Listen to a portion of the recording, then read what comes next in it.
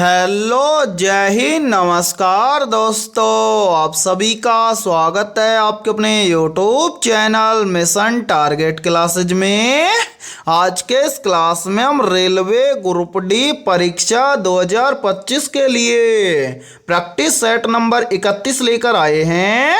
और मेरे भाई इस 31वें प्रैक्टिस सेट के अंदर हमने उन्हीं क्वेश्चनों को कवर किया है जो क्वेश्चन आपके रेलवे ग्रुप डी एग्जाम 2025 के लिए इम्पोर्टेंट रहेंगे। इसलिए इस 31वें प्रैक्टिस सेट को आपको कंप्लीट देखना है और इस प्रैक्टिस सेट के एंड में आपको बताना है कि आपके टोटल कितने क्वेश्चन सही होते हैं। और यदि आप हमारे इस यूट्यूब चैनल से पहली बार जुड़े हैं तो इस यूट्यूब चैनल को कर लीजिए सब्सक्राइब और बेल आइकन को प्रेस करना, ताकि ऐसी शानदार क्लास का नोटिफिकेशन आपको सबसे पहले देखने को मिले।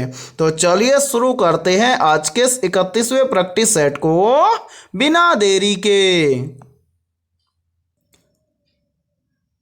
पहला प्रश्न है आप सभी के सामने। नीचे दिए गए प्रश्न में प्रश्न चिन्ह के स्थान पर आने वाली संख्या को ज्ञात करें।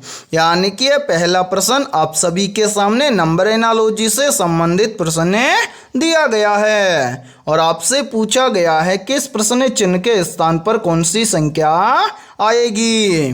तो मेरे भाई इस टाइप के प्रश्न को आप एग्जाम में देखते हैं, फटाफट से कैसे सोल्व करेंगे तो वो देखिए जब भी आपको एग्जाम के अंदर नंबर एनालॉजी से संबंधित प्रश्न दिया जाए तो आपको क्या करना है। सबसे पहले तो आपको यहाँ पर पता करना है कि 6 और 24 के अंदर आपस में क्या रिलेशन है। यानी कि जिस प्रकार से 6 और 24 के अंदर जो रिलेशन है वही रिलेशन होगा 120 और इस प्रश्न चिन्ह के स्थान पर आने वाली संख्या के बीच में। तो मेरे भाई यहाँ पर ध्यान से देखिए इस प्रश्न को किस प्रकार से सोल्व किया गया है। तो यहाँ पर देखिए मेरे भाई यहाँ पर दिया गया है सबसे पहले 6। यहाँ पर ध्यान से देखिए 6 को हम लिख सकते हैं किस प्रकार से।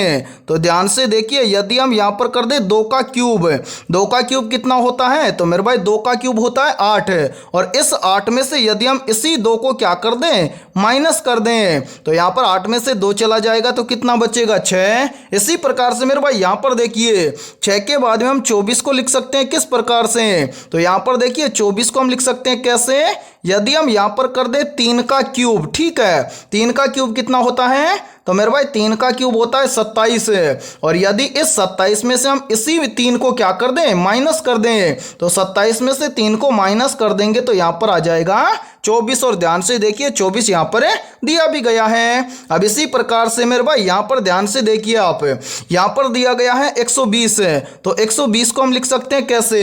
यहाँ पर ध्यान से देखिए 120 को हम लिख सकते हैं कैसे, यदि हम यहाँ पर क्या कर दें 5 का क्यूब कर दें। 5 का क्यूब कितना होता है। तो मेरे भाई 5 का क्यूब होता है 125 और इस 125 में से यदि हम इसी 5 को क्या कर दें माइनस कर दें तो यहाँ पर आ जाएगा 120।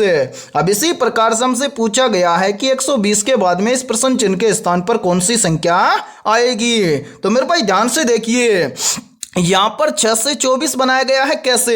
सबसे पहले यहाँ पर देखिए यहाँ पर किया गया है 2 का क्यूब और उसके बाद में किया गया है 3 का क्यूब है। यानी कि यहाँ पर देखिए 2 से जस्ट अगली संख्या आती है 3।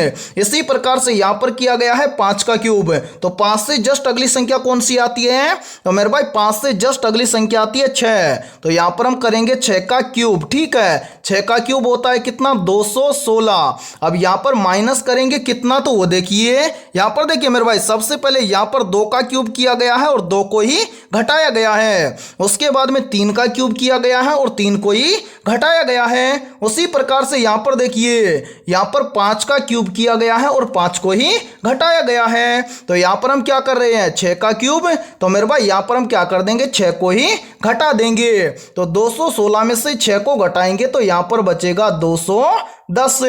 यानी कि इस प्रश्न चिन्ह के स्थान पर संख्या भरी जाएगी 210। अब हमें देखना है कि संख्या 210 किसी ऑप्शन में है। तो आंसर है संख्या 210 हमें दी गई है ऑप्शन डी के अंदर है। तो पहले प्रश्न के अंदर ऑप्शन डी हो जाएगा सभी का करेक्ट आंसर है। तो उम्मीद करता हूं कि पहला प्रश्न आपको अच्छे से क्लियर हो गया होगा। और जब भी इस टाइप का प्रश्न आपको एग्जाम में दिया जाएगा तो आप फटाफट से सोल्व कर लेंगे। ठीक है, तो चलिए फिर अगला प्रश्न देखते हैं। दूसरा प्रश्न है आप सभी के सामने। वह आरेख चुनिए जो नीचे दिए गए वर्गों के बीच संबंध का सही निरूपण करता है। यानी कि दूसरा प्रश्न आप सभी के सामने वेन डायग्राम से संबंधित प्रश्न दिया गया है और आपसे पूछा गया है कि गहना, सोना और चांदी, इन तीनों शब्दों का सही वेन डायग्राम किस प्रकार से बनेगा। तो मेरे भाई इस टाइप के प्रश्न को आप एग्जाम में देखते हैं, फटाफट से कैसे सोल्व करेंगे तो वो देखिए आपको जब भी एग्जाम के अंदर वेन डायग्राम से संबंधित प्रश्न दिया जाए तो आपको क्या करना है, सबसे पहले जिन शब्दों से आपको वेन डायग्राम तैयार करना है उन शब्दों के बीच में आपको देखना है रिलेशन है। जैसे मेरे भाई यहाँ पर देखिए हमारे सामने तीन शब्द दिए गए हैं जिनसे हमें क्या करना है, वेन डायग्राम तैयार करना है। तो यहाँ पर देखिए पहला शब्द है गहना और दूसरा शब्द है सोना। तो क्या गहना और सोना इन दोनों के बीच में कोई रिलेशन है? तो आंसर है गहना और सोना इन दोनों के बीच में रिलेशन है। क्या रिलेशन है? तो मेरे भाई जो सोना है ये क्या है, गहना है। ठीक है, इसी प्रकार से देखिए आगे दिया गया है सोना के बाद में चांदी। तो क्या सोना और चांदी इन दोनों के बीच में कोई रिलेशन है? तो नहीं सर, सोना और चांदी इन दोनों के बीच में कोई भी रिलेशन नहीं है। यानी कि सोना अलग होता है और चांदी अलग होता है। ठीक है, अब इसी प्रकार से हम क्या करेंगे, गहना और चांदी के बीच में रिलेशन देखेंगे। तो क्या गहना और चांदी इन दोनों के बीच में कोई रिलेशन है? तो आंसर है चांदी और गहना के बीच में रिलेशन है। क्या रिलेशन है? तो मेरे भाई चांदी भी क्या है, एक प्रकार से गहना है। ठीक है, तो यहाँ पर कॉमन क्या हो गया मेरे भाई, कॉमन हो गया यहाँ पर गहना। ठीक है, यानी कि सोना भी क्या है, गहना है और चांदी भी क्या है, गहना है। तो यहाँ पर हम पहला आरेख बनाएंगे किसके लिए, गहना के लिए। उसके बाद में क्या है, सोना। सोना क्या है मेरे भाई, एक प्रकार से गहना है। तो यहाँ पर देखिए दूसरा आरेख हम बना देंगे गहने के अंदर किसका, सोने का। उसी प्रकार से तीसरा शब्द क्या, चांदी। चांदी भी क्या है, एक प्रकार से गहना है। तो मेरे भाई चांदी का आरेख भी आ जाएगा किसके अंदर है, गहना के आरेख के अंदर है। और मेरे भाई सोना और चांदी दोनों क्या है, अलग अलग हैं। तो यहाँ पर सोना और चांदी हैं अलग अलग है। यानी कि गहना, सोना और चांदी इन तीनों शब्दों का 100% सही वेन डायग्राम बनेगा इस प्रकार से। अब आपको देखना है कि इस प्रकार का वेन डायग्राम किसी ऑप्शन में है। तो आंसर है इस प्रकार का वेन डायग्राम हमें दिया गया है ऑप्शन ए के अंदर है। तो दूसरे प्रश्न के अंदर ऑप्शन ए हो जाएगा सभी का करेक्ट आंसर है। तो उम्मीद करता हूं कि दूसरा प्रश्न भी आपको अच्छे से क्लियर हो गया होगा। और जब भी इस टाइप का प्रश्न आपको एग्जाम में दिया जाएगा तो आप फटाफट से सोल्व कर लेंगे। ठीक है, तो चलिए फिर अगला प्रश्न देखते हैं। तीसरा प्रश्न है आप सभी के सामने। नीचे दिए गए प्रश्न में प्रश्न चिन्ह के स्थान पर आने वाली संख्या को ज्ञात करें। यानी कि तीसरा प्रश्न आप सभी के सामने नंबर एनालॉजी से संबंधित प्रश्न दिया गया है और आपसे पूछा गया है कि इस प्रश्न चिन्ह के स्थान पर कौन सी संख्या आएगी। तो मेरे भाई जल्दी से एक काम कीजिए, इस क्लास को रोकिए और इस प्रश्न को अपने स्तर से सोल्व करके कमेंट सेक्शन के अंदर कमेंट करके बताइए कि इस प्रश्न चिन्ह के स्थान पर कौन सी संख्या आएगी। तो उम्मीद करता हूं कि आपने इस प्रश्न को जरूर सोल्व किया होगा। तो आइए देखते हैं कि आपका आंसर क्या आया है। तो मेरे भाई इस टाइप के प्रश्न को आप एग्जाम में देखते हैं, फटाफट से कैसे सोल्व करेंगे तो वो देखिए जब भी इस टाइप का प्रश्न आपको एग्जाम में दिया जाए तो आपको क्या करना है, सबसे पहले आपको यहाँ पर पता करना है कि 20 से यहाँ पर 480 कैसे बना है। यानी कि जिस प्रकार से 20 से यहाँ पर 480 बना है उसी प्रकार से हम यहाँ पर बताएंगे कि 25 से इस प्रश्न चिन्ह के स्थान पर कौन सी संख्या आएगी। तो मेरे भाई यहाँ पर ध्यान से देखिए इस प्रश्न को किस प्रकार से सोल्व किया गया है। तो सबसे पहले हम क्या करेंगे, यहाँ पर पता करेंगे कि 20 से यहाँ पर 480 कैसे बना है। तो मेरे भाई 20 से यहाँ पर 480 बनाने के लिए क्या किया गया है, सबसे पहले तो इस 20 का किया गया है स्क्वायर।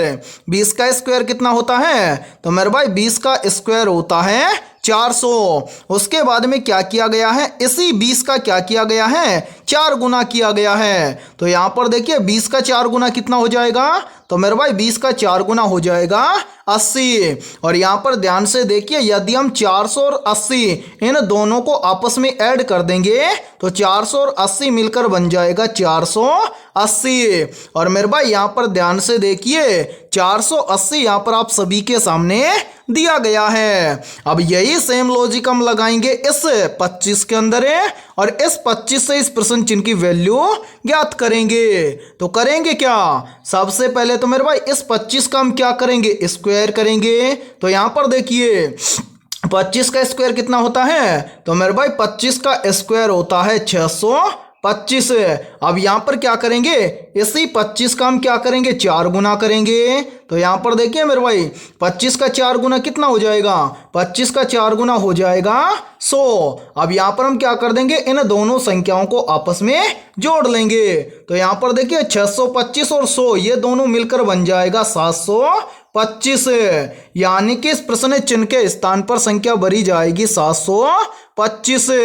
अब हमें देखना है कि संख्या 725 किसी ऑप्शन में है। तो आंसर है संख्या 725 हमें दी गई है ऑप्शन डी के अंदर है। तो तीसरे प्रश्न के अंदर ऑप्शन डी हो जाएगा सभी का करेक्ट आंसर है। तो उम्मीद करता हूं कि तीसरा प्रश्न भी आपको अच्छे से क्लियर हो गया होगा। और जब भी इस टाइप का प्रश्न आपको एग्जाम में दिया जाएगा तो फटाफट से सोल्व कर लेंगे। और इसी के साथ में देखिए आप सभी के लिए बहुत ही इंपॉर्टेंट सूचना है, यदि आप पहली बार के अंदर रेलवे ग्रुप डी एग्जाम 2025 को क्रैक करना चाहते हैं तो हमने आपके रेलवे ग्रुप डी एग्जाम 2025 के लिए जीके, जीएस, साइंस, मैथमेटिक्स और रीजनिंग यानी कि ऑल सब्जेक्ट के ऊपर मोस्ट इंपोर्टेंट क्वेश्चंस का मास्टर पीडीएफ सेट तैयार किया है। और जो भी अभ्यर्थी ये मास्टर पीडीएफ सेट लेना चाहता है वो हमारे इस व्हाट्सएप नंबर पर कांटेक्ट करके ले सकता है। और इस मास्टर पीडीएफ सेट की प्राइस हमने रखी है मात्र और मात्र 80 रुपये, यानी कि 80 रुपये की फीस के अंदर आपको रेलवे ग्रुप डी एग्जाम 2025 के लिए ऑल सब्जेक्ट के ऊपर रामबाण क्वेश्चनों का मास्टर पीडीएफ सेट दिया जाएगा। और मेरे भाई इस मास्टर पीडीएफ सेट के अंदर आपको क्या क्या मिलने वाला है तो वो भी देख लीजिए। यहाँ पर देखिए इस मास्टर पीडीएफ सेट के अंदर आपको सबसे पहले लगभग 15,000 प्लस क्वेश्चन मिलेंगे जीके, जीएस और साइंस के। इसी मास्टर पीडीएफ सेट के अंदर आपको लगभग 5,000 प्लस क्वेश्चन मिलेंगे करंट अफेयर्स और कंप्यूटर के। और मेरे भाई इसी मास्टर पीडीएफ सेट के अंदर आपको लगभग 5,000 प्लस क्वेश्चन मिलेंगे मैथमेटिक्स और रीजनिंग के। और सभी क्वेश्चन आपको फुल सॉल्यूशन के साथ में मिलने वाले हैं। और मैं आप सभी को ये गारंटी देता हूं, यदि आप एग्जाम से पहले इस कंप्लीट मास्टर पीडीएफ सेट को अच्छे से तैयार कर लेते हैं तो आप पहली बार के अंदर रेलवे ग्रुप डी एग्जाम 2025 को क्रैक कर जाएंगे। ठीक है, तो चलिए फिर अगला प्रश्न देखते हैं। चौथा प्रश्न है आप सभी के सामने, यदि के का अर्थ घटाना है, एल का अर्थ भाग है, एम का अर्थ जोड़ है और डी का अर्थ गुणा है तो नीचे दी गई समीकरण का मान ज्ञात करें। यानी कि ये चौथा प्रश्न आप सभी के सामने गणितीय संक्रियाओं से संबंधित प्रश्न दिया गया है। और आपसे पूछा गया है कि इस समीकरण को यदि हम इस प्रश्न के अकॉर्डिंग सोल्व करेंगे तो इस समीकरण का मान क्या होगा। तो मेरे भाई जल्दी से काम कीजिए, इस क्लास को रोकिए और इस प्रश्न को अपने स्तर से सोल्व करके कमेंट सेक्शन के अंदर कमेंट करके बताइए कि इस समीकरण को सोल्व करने पर इस समीकरण का मान क्या आएगा। तो उम्मीद करता हूं कि आपने इस प्रश्न को जरूर सोल्व किया होगा। तो आइए देखते हैं कि आपका आंसर क्या आया है। तो मेरे भाई इस समीकरण को हम कैसे सोल्व करेंगे तो वो देखिए, सबसे पहले प्रश्न में ध्यान से देखिए क्या बोला गया है। तो यहाँ पर देखिए प्रश्न में बोला गया है कि के का अर्थ है घटाना, यानी कि के स्थान पर हम क्या कर देंगे, माइनस कर देंगे। उसके बाद में देखिए आगे बोला गया है कि एल का अर्थ है भाग है, तो हम क्या करेंगे, समीकरण के अंदर एल के स्थान पर कर देंगे भाग। उसके बाद में बोला गया है कि एम का अर्थ है जोड़, तो एम के स्थान पर हम क्या कर देंगे, जोड़ यानी कि प्लस कर देंगे। फिर देखिए आगे बोला गया है कि डी का अर्थ है गुणा, तो डी के स्थान पर हम क्या कर देंगे, गुणा कर देंगे। अब यहाँ पर हम क्या करेंगे, नया समीकरण बनाएंगे। तो मेरे भाई यहाँ पर देखिए सबसे पहले 104 है, उसके बाद में एल, एल का अर्थ है भाग, यहाँ पर लिख देंगे भाग। उसके बाद में 2, फिर है के का अर्थ है माइनस, यहाँ पर कर देंगे माइनस। फिर क्या है 25, यहाँ पर हम लिख देंगे 25। उसके बाद में क्या है एम, एम का अर्थ है जोड़, तो यहाँ पर हम कर देंगे प्लस। उसके बाद में क्या है 2, यहाँ पर लिखेंगे 2। फिर क्या है डी, डी का अर्थ है गुणा, यहाँ पर कर देंगे गुणा। उसके बाद में क्या है 9, तो यहाँ पर हम लिखेंगे 9। मैंने मेरे भाई दूसरे प्रश्न में भी बताया था कि इस टाइप के प्रश्न को हम सोल्व कैसे करेंगे। तो यहाँ पर देखिए समीकरण के अंदर हम क्या करेंगे, सबसे पहले करेंगे भाग। तो ध्यान से देखिए 2 का भाग 104 में देंगे, तो यहाँ पर आ जाएगा कितना, 52। ठीक है, उसके बाद में क्या है माइनस का 25। ठीक है, फिर क्या है प्लस। मेरे भाई भाग करने के बाद में क्या करेंगे, गुणा करेंगे, तो यहाँ पर 9 और 2 का आपस में गुणा कर देंगे, तो यहाँ पर बन जाएगा 9 दूना के 18। ठीक है, अब प्लस प्लस को ऐड कर लेंगे और जो माइनस का उसको घटा देंगे। तो यहाँ पर ध्यान से देखिए प्लस का है 52 और प्लस का है 18, तो 52 और 18 मिलकर बन जाएगा 70। और मेरे भाई माइनस का है 25, तो यहाँ पर हम क्या कर देंगे, 70 में से माइनस 25 कर देंगे। तो 70 में से माइनस 25 करेंगे तो यहाँ पर बच जाएगा 45। यानी कि इस प्रश्न के अकॉर्डिंग यदि हम इस समीकरण को सोल्व करेंगे तो इस समीकरण का मान आएगा 45। अब हमें देखना है कि 45 किसी ऑप्शन में है, तो आंसर है 45 हमें दिया गया है ऑप्शन डी के अंदर है। तो चौथे प्रश्न के अंदर ऑप्शन डी हो जाएगा सभी का करेक्ट आंसर है। तो उम्मीद करता हूं कि चौथा प्रश्न भी आपको अच्छे से क्लियर हो गया होगा। और जब भी इस टाइप का प्रश्न आपको एग्जाम में दिया जाएगा तो फटाफट से सोल्व कर लेंगे। ठीक है, तो चलिए फिर अगला प्रश्न देखते हैं। पांचवा प्रश्न है आप सभी के सामने। एक विशिष्ट कूट भाषा में बी यू जी को 27 और PAN को 28 के रूप में लिखा जाता है, तो उसी कूट भाषा में TAN को क्या लिखा जाएगा। यानी कि ये पांचवा प्रश्न आप सभी के सामने कोडिंग डिकोडिंग से संबंधित प्रश्न दिया गया है। तो मेरे भाई कोडिंग डिकोडिंग से संबंधित प्रश्न को आप एग्जाम में देखते हैं, फटाफट से कैसे सोल्व करेंगे तो वो देखिए आपको जब भी एग्जाम के अंदर कोडिंग डिकोडिंग से संबंधित प्रश्न दिया जाए तो आपको क्या करना है, सबसे पहले आपको यहाँ पर पता करना है कि BUG को यहाँ पर 27 कैसे लिखा गया है। फिर उसी प्रकार से आपको यहाँ पर पता करना है कि PAN को यहाँ पर 28 कैसे लिखा गया है। फिर उसी प्रकार से हम यहाँ पर बताएंगे कि TAN को क्या लिखा जाएगा। तो मेरे भाई आपको यदि एक बात याद हो तो मैंने आपको काफी बार बताया कि जब भी इस टाइप का प्रश्न आपको एग्जाम में दिया जाए और आपको अल्फाबेट लेटर से संख्या ज्ञात करनी हो तो आपको क्या करना है, आपके सामने जितने भी अल्फाबेट लेटर दिए जाएं उन सभी का आपको कर लेना है नंबरिंग। जैसे यहाँ पर देखिए हमें यहाँ पर पता करना है कि BUG से यहाँ पर 27 कैसे लिखा गया है। तो मेरे भाई सबसे पहले हम क्या करेंगे, इन सभी अल्फाबेट लेटर का करेंगे नंबरिंग। तो ध्यान से देखिए पहला लेटर है B आता है कितने नंबर पर, 2 नंबर पर है। B के बाद में क्या है U आता है कितने नंबर पर, 21 नंबर पर है। उसके बाद में क्या है G कितने नंबर पर आता है, तो मेरे भाई G आता है अल्फाबेट लेटर के अंदर 7 नंबर पर है। अब यहाँ पर हम क्या करेंगे, इन सभी संख्याओं को आपस में एक बार जोड़ लेंगे। तो यहाँ पर देखिए 2 और 21 हो जाएगा 23 और 7 मिलकर बन जाएगा 30। और मेरे भाई यहाँ पर लिखा गया है कितना, 27। तो 30 से 27 कैसे बनेगा, तो ध्यान से देखिए यहाँ पर हमें अल्फाबेट लेटर कितने दिए गए हैं, 3। तो यहाँ पर हम क्या कर देंगे, इस 30 में से यदि 3 को घटा देंगे तो यहाँ पर संख्या बन जाएगी 27। और ध्यान से देखिए 27 यहाँ पर आप सभी के सामने दिया गया है। अब इसी प्रकार से हम क्या करेंगे, यहाँ पर पता करेंगे कि PAN को 28 सेम इसी प्रकार से लिखा गया है क्या। तो सबसे पहले हम क्या करेंगे, इन सभी अल्फाबेट लेटर का करेंगे नंबरिंग। तो मेरे भाई ध्यान से देखिए पहला लेटर है P आता है कितने नंबर पर, 16 नंबर पर है। उसके बाद में क्या है A आता है 1 नंबर पर है। A के बाद में है N आता है 14 नंबर पर है। अब यहाँ पर भी हम क्या करेंगे, इन सभी संख्याओं को आपस में जोड़ लेंगे। तो मेरे भाई यहाँ पर देखिए 16 और 1 मिलकर बन जाएगा 17, 17 और 14 मिलकर बन जाएगा 31। अब मेरे भाई 31 से 28 बनेगा कैसे? तो ध्यान से देखिए, यहाँ पर भी हमें अल्फाबेट लेटर की संख्या दी गई है 3, तो यहाँ पर भी हम क्या कर देंगे, इस 31 में से 3 को कम कर देंगे। तो मेरे भाई 31 में से 3 को कम कर देंगे तो यहाँ पर कितना बचेगा, 28। और ध्यान से देखिए 28 यहाँ पर आप सभी के सामने दिया गया है। तो उम्मीद करता हूं कि यहाँ पर आप आसानी से बता दोगे कि TAN को क्या लिखा जाएगा। तो सबसे पहले हम क्या करेंगे, इन सभी अल्फाबेट लेटर का करेंगे नंबरिंग। तो मेरे भाई ध्यान से देखिए, पहला लेटर है T आता है कितने नंबर पर, 20 नंबर पर है। टी के बाद में क्या है, A आता है कितने नंबर पर, 1 नंबर पर है। उसके बाद में क्या है, N आता है कितने नंबर पर, 14 नंबर पर है। अब यहाँ पर हम क्या करेंगे, इन सभी को आपस में जोड़ लेंगे। तो यहाँ पर देखिए 20 और 1 मिलकर बन जाएगा 21, 21 और 14 मिलकर बन जाएगा 35। और मेरे भाई यहाँ पर देखिए, यहाँ पर भी हमें अल्फाबेट लेटर की संख्या दी गई है 3, तो यहाँ पर हम 35 में से क्या कर देंगे, 3 को घटा देंगे। तो 35 में से 3 को घटा देंगे तो यहाँ पर बच जाएगा 32, यानी कि TAN को लिखा जाएगा 32। अब हमें देखना है कि 32 किसी ऑप्शन में है। तो हाँ सर, 32 हमें दिया गया है ऑप्शन ए के अंदर। तो 5वें प्रश्न के अंदर ऑप्शन ए हो जाएगा सभी का करेक्ट आंसर।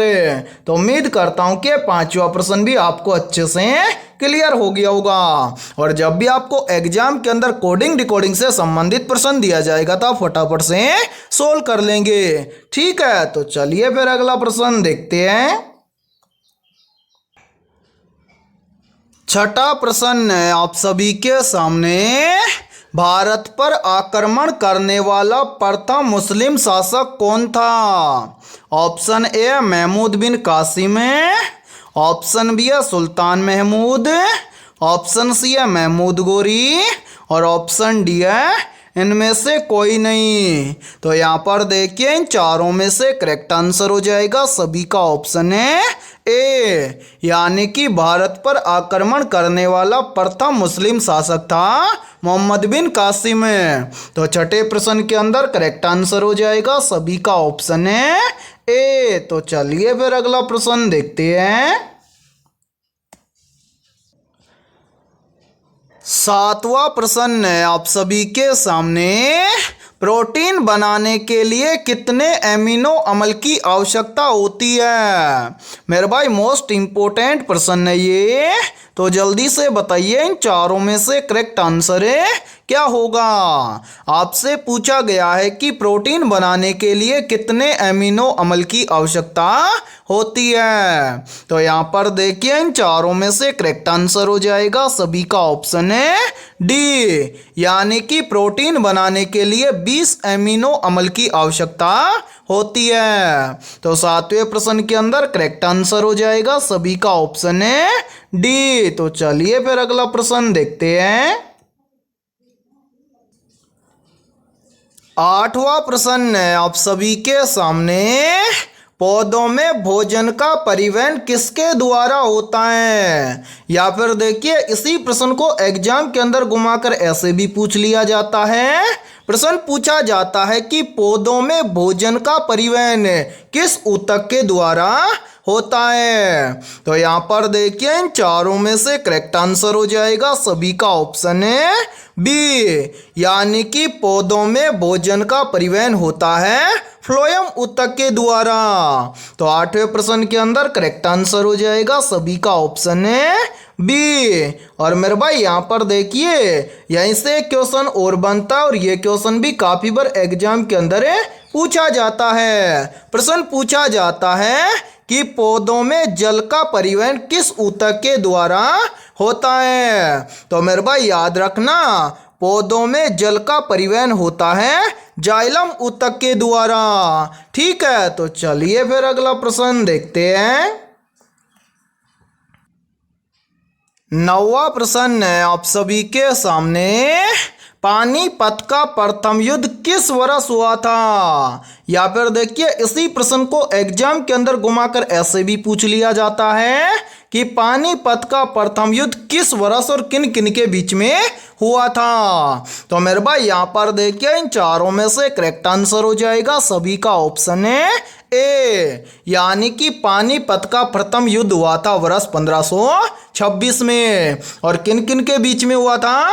तो मेरे भाई पानीपत का प्रथम युद्ध हुआ था बाबर और इब्राहिम लोदी के बीच में। तो 9वें प्रश्न के अंदर करेक्ट आंसर हो जाएगा सभी का ऑप्शन है ए। तो चलिए फिर अगला प्रश्न देखते हैं। 10वां प्रश्न है आप सभी के सामने। दाब बढ़ने पर द्रव के क्वथनांक पर क्या प्रभाव पड़ता है? मेरे भाई वेरी इंपॉर्टेंट प्रश्न है ये।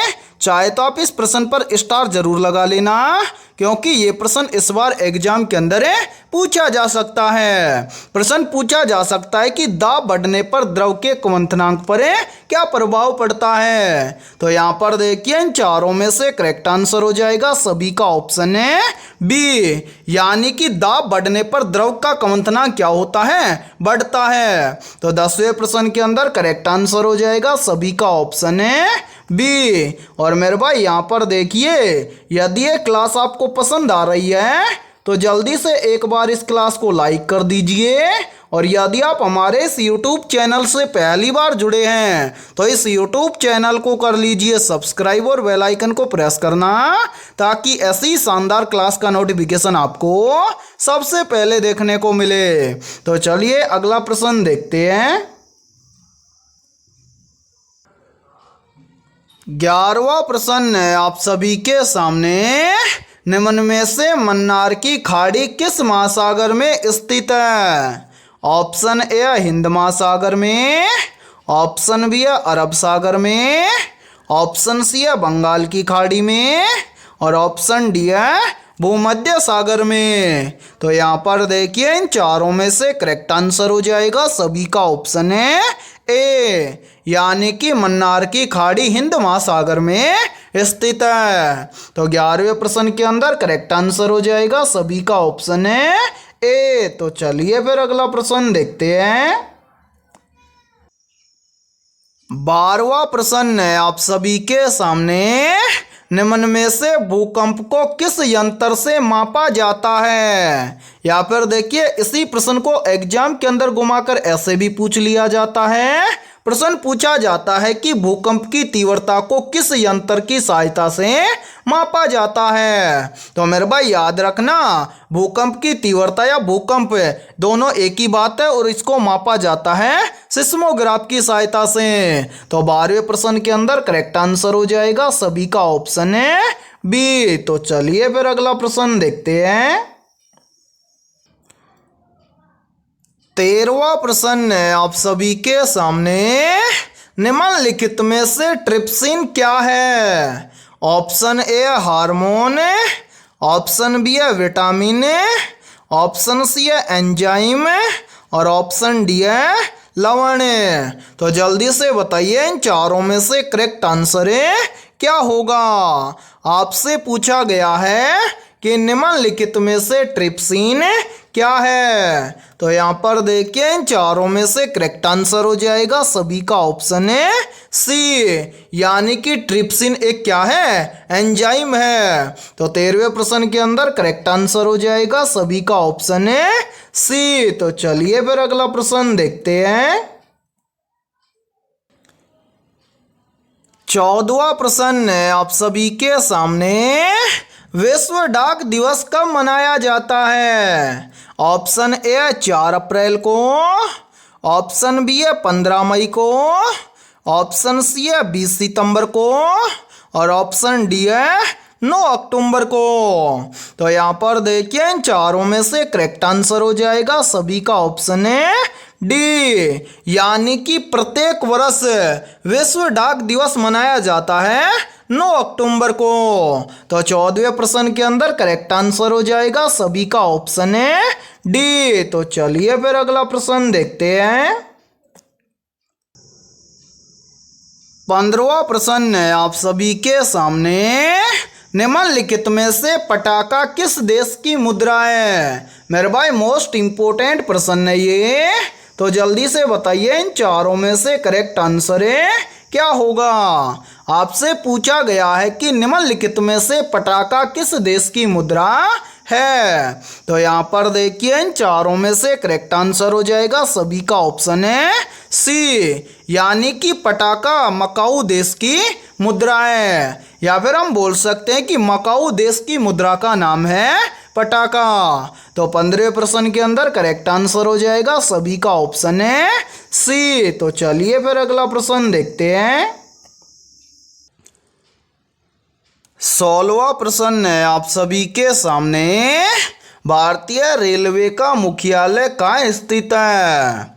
ऑप्शन ए है नई दिल्ली में, ऑप्शन बी है मुंबई में, ऑप्शन सी है कोलकाता में, और ऑप्शन डी है चेन्नई में। तो यहाँ पर देखिए इन चारों में से करेक्ट आंसर हो जाएगा सभी का ऑप्शन है ए, यानी कि भारतीय रेलवे का मुख्यालय नई दिल्ली में स्थित है। तो 16वें प्रश्न के अंदर करेक्ट आंसर हो जाएगा सभी का ऑप्शन है ए। तो चलिए फिर अगला प्रश्न देखते हैं।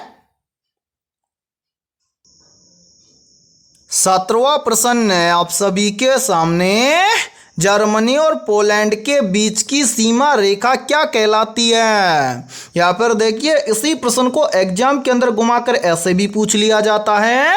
प्रश्न पूछा जाता है कि जर्मनी और पोलैंड देश, इन दोनों देशों के बीच की अंतरराष्ट्रीय सीमा रेखा को किस नाम से जाना जाता है? तो मेरे भाई याद रखना, जर्मनी और पोलैंड देश, इन दोनों देशों के बीच की अंतरराष्ट्रीय सीमा रेखा को जाना जाता है हिंडनबर्ग रेखा के नाम से। तो 17वें प्रश्न के अंदर करेक्ट आंसर हो जाएगा सभी का ऑप्शन है सी। और यहाँ पर देखिए मेरे भाई मैकमोहन रेखा है, ये भारत और चीन देश की आपस में क्या है? अंतरराष्ट्रीय सीमा रेखा है। उसी प्रकार से जो डूरंड रेखा है मेरे भाई, ये अफगानिस्तान और पाकिस्तान इन दोनों देशों के बीच की क्या है? अंतरराष्ट्रीय सीमा रेखा है। उसी प्रकार से यहाँ पर देखिए ऑप्शन डी के अंदर है, ऑप्शन डी में दिया गया है रेड क्लिफ रेखा। तो मेरे भाई रेड क्लिफ रेखा भारत और पाकिस्तान इन दोनों देशों की क्या है? अंतरराष्ट्रीय सीमा रेखा है। और 17वें प्रश्न के अंदर करेक्ट आंसर हो जाएगा सभी का ऑप्शन है सी। तो चलिए फिर अगला प्रश्न देखते हैं। 18वां प्रश्न है आप सभी के सामने, निम्नलिखित में से पृष्ठ तनाव का एसआई मात्रक क्या होता है? ऑप्शन ए है न्यूटन, ऑप्शन बी है जूल, ऑप्शन सी है न्यूटन पर मीटर, और ऑप्शन डी है पास्कल। तो यहाँ पर देखिए इन चारों में से करेक्ट आंसर हो जाएगा सभी का ऑप्शन है सी, यानी कि पृष्ठ तनाव का एसआई मात्रक होता है न्यूटन पर मीटर। तो 18वें प्रश्न के अंदर करेक्ट आंसर हो जाएगा सभी का ऑप्शन है सी। तो चलिए फिर अगला प्रश्न देखते हैं। 19वां प्रश्न है आप सभी के सामने, निम्नलिखित में से क्षेत्रफल की दृष्टि से सबसे बड़ा महाद्वीप कौन सा है?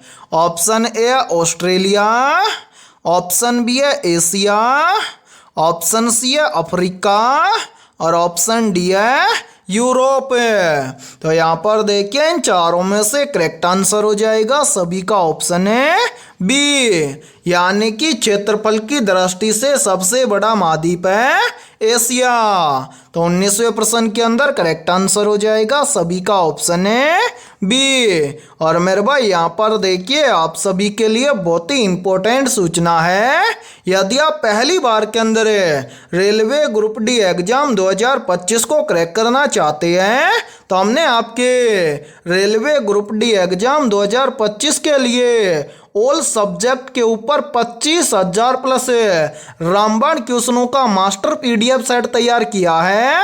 और जो भी अभ्यर्थी ये मास्टर पीडीएफ सेट लेना चाहता है वो हमारे इस व्हाट्सएप नंबर पर कांटेक्ट करके ले सकता है। व्हाट्सएप नंबर है 7374826893।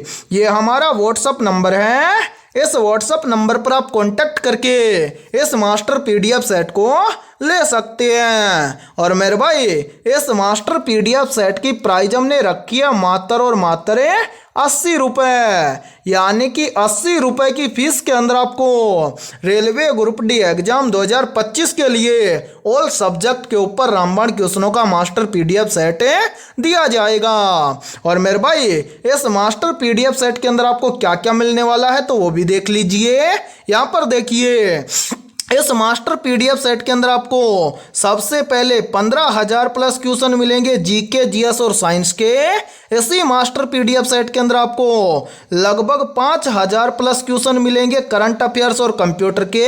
और मेरे भाई इसी मास्टर पीडीएफ सेट के अंदर आपको लगभग 5,000 प्लस क्वेश्चन मिलेंगे मैथमेटिक्स और रीजनिंग के। और सभी क्वेश्चन आपको फुल सॉल्यूशन के साथ में मिलने वाले हैं। और मैं आप सभी को ये गारंटी देता हूं, यदि आप रेलवे ग्रुप डी एग्जाम 2025 से पहले इस कंप्लीट मास्टर पीडीएफ सेट को अच्छे से तैयार कर लेते हैं तो आप पहली बार के अंदर रेलवे ग्रुप डी एग्जाम 2025 को क्रैक कर जाएंगे। और फिर भी यदि आपको किसी भी क्वेश्चन में कोई भी डाउट हो तो आप उस क्वेश्चन का स्क्रीनशॉट आप हमारे इस व्हाट्सएप नंबर पर सेंड कर देना, उस क्वेश्चन का फुल सॉल्यूशन आपको मिल जाएगा। ठीक है, तो चलिए फिर अगला प्रश्न देखते हैं।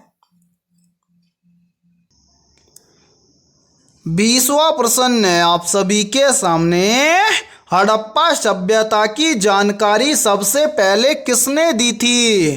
तो यहाँ पर देखिए, इन चारों में से करेक्ट आंसर हो जाएगा सभी का ऑप्शन है डी, यानी कि हड़प्पा सभ्यता की जानकारी सबसे पहले दी थी चार्ल्स मैसन ने। तो 20वें प्रश्न के अंदर करेक्ट आंसर हो जाएगा सभी का ऑप्शन है डी। तो मेरे भाई आज की इस क्लास के अंदर इतना ही। यदि ये क्लास आपको पसंद आई है तो जल्दी से एक बार इस क्लास को लाइक कर दीजिए। और यदि आप हमारे इस YouTube चैनल से पहली बार जुड़े हैं तो इस YouTube चैनल को कर लीजिए सब्सक्राइब और बेल आइकन को प्रेस करना, ताकि ऐसी शानदार क्लास का नोटिफिकेशन आपको सबसे पहले देखने को मिले। और आज की इस क्लास के अंदर हमने 20 बहुत ही इंपॉर्टेंट क्वेश्चन करवाए हैं। तो इन 20 में से आपके कितने क्वेश्चन सही होते हैं सभी को कमेंट सेक्शन के अंदर कमेंट करके बताना है। और जिन भी अभ्यर्थियों के इन 20 में से लगभग 18 प्लस क्वेश्चन सही होते हैं तो समझना उनकी तैयारी बेहतर है। तो फिर मिलते हैं ऐसे ही बेहतरीन क्वेश्चनों के साथ सुबह 7 बजे।